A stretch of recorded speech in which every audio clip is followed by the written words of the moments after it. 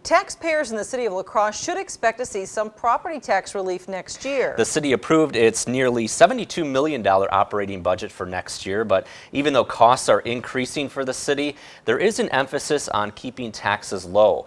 News 8's Kyle Dimke takes a closer look.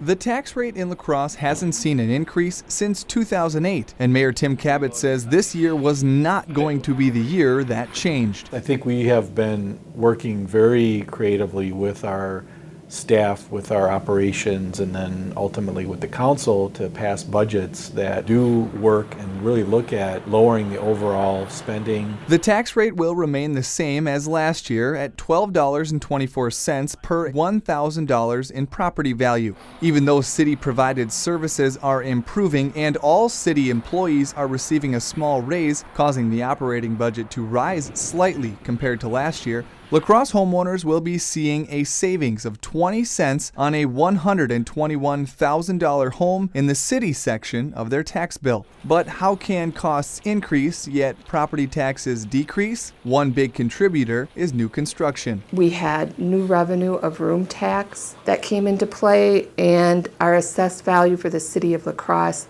increased about $41 million over last year. Mayor Cabot says the last thing he would want is the cost of property taxes to be the reason a person chooses not to live in La Crosse. So he plans to continue working to keep taxes on this downward trend and hopes residents see this year as a good example of that. The fact that we're able to make those services continue as they are and yet have somebody's property tax portion go down a little bit, I think says a lot to our performance. In La Crosse, Kyle Dimke, News 8.